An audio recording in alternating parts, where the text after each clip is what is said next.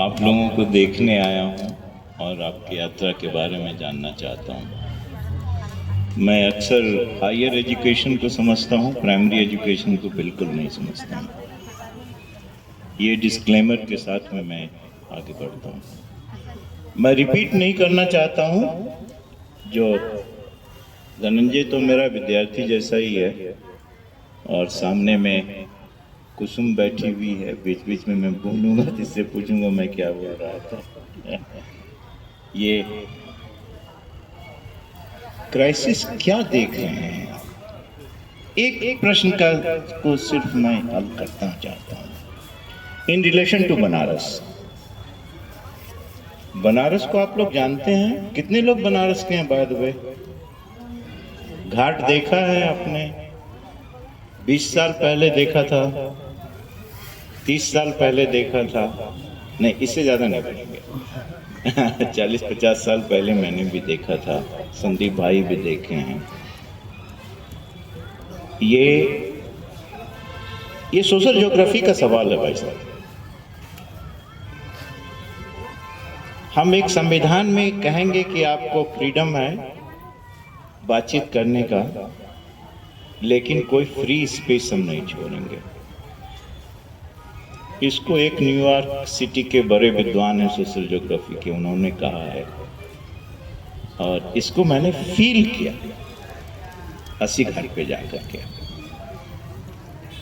कोई जगह ही नहीं बची जहां पे आप आत्म अवलोकन कर सकें और कुछ अपने आप से सवाल कर सकते हैं। नहीं, कभी कभी ऐसा होता है ना, हम लोग स्नातक का डेफिनेशन में कहते हैं आप कैसे जानते हैं कि आप ग्रेजुएट हो गए? उस प्रश्न के जवाब में हम लोग जैसे टीचर जो थोड़ा बहुत अनुभवी हैं वो कहते हैं कि अगर मेरा बच्चा अकेले 5 दिन सोचते रह सकता है, दैट मीन्स आप सही ग्रेजुएट हैं। अब सवाल उठता है कि अब तो वो ऐसे सोचने की जगह ही नहीं बची। पहले गंगा घाट के किनारे आप जाकर के आराम से बैठ सकते हैं। अभी लेटेस्ट कितने लोगों ने 6 बजे शाम के बाद 80 घाट गए हैं? अच्छा, मैं रिपीट करता हूँ, देखिए अगर ये सही है। ये मैंने कभी अनुभव नहीं किया, 20 साल पहले भी नहीं अनुभव किया, 10 साल पहले भी नहीं अनुभव किया, ये लेटेस्ट है। आप ताली क्यों नहीं बजा रहे हैं?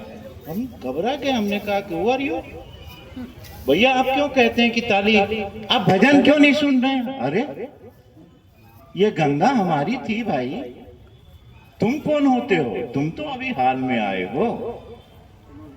इसीलिए मेरे प्यारे मित्रों, ये एक मैसेज मैं दे करके जा रहा हूं कि ह्यूमन राइट तो सब समझते हैं, लेकिन सिटी की राइट नहीं है क्या? कोई शहर का कोई अधिकार नहीं है?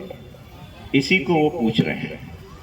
अब मैं इसको देखता हूं बनारस के रिलेशन में, क्या रे ये बुढ़ा जो कि है ना 85 साल वाला जो यूनिवर्सिटी न्यूयॉर्क, वो कहीं हमारा मोदी का घाट किनारा तो नहीं देख करके ये लिखा था। ये मेरे मन में हुआ कि मैं आपसे शेयर करूं। इसलिए freedom of speech and expression रहने से क्या होगा अगर आपको बातचीत करने की जगह ही नहीं है? विश्वविद्यालय तो बातचीत करने की जगह होनी चाहिए।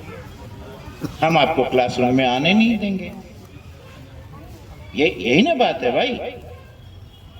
मैंने तो सरप्लस वैल्यू पढ़ाया था इनके संदीप पांडे के कोर्स में, और तो कुछ नहीं किया था, एकदम टेक्स्ट बुक का। मैंने ये डिस्क्लेमर भी दिया कि मैं अर्थशास्त्र का विद्यार्थी नहीं हूँ।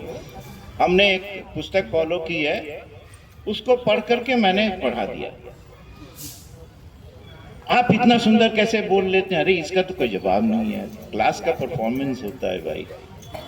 1 घंटे के बाद में मैं किसी काम के लायक ना रहूं, तभी मैं समझता हूं कि मेरा परफॉर्मेंस ठीक ठाक है क्लास में। एक बात तो ये है कि freedom of speech and expression का क्या चटनी बनाएंगे, क्या अचार बनाएंगे? अगर कोई फ्रीडम ऑफ एक्सप्रेशन के लिए आप 2-3 लोग बैठ करके कहीं पे बात ही नहीं कर सकते हैं। यही हुआ आपके साथ। आप कितनी कड़ी धूप में, इतना हॉस्टाइल एटमॉस्फेयर में पैदल चल के आए। आप चाहते ये थे कि मैं विद्वानों से शेयर करूं, यही तो बात था। आप किसी के हाथ में आरएसएस वाला लाठी तो मैं नहीं देख रहा हूं। राइट। और आप बहुत सारे जो संस्था हैं उनके पास में 2-3 हजार करोड़ वाले भी तो नहीं है कि नहीं? जो 3,000 करोड़, 4,000 करोड़, 5,000 करोड़ का है, वो कहता है कि हम रजिस्ट्रेशन नहीं कराएंगे। बहुत बढ़िया भाई। इस सवाल को मेरे मित्रों आप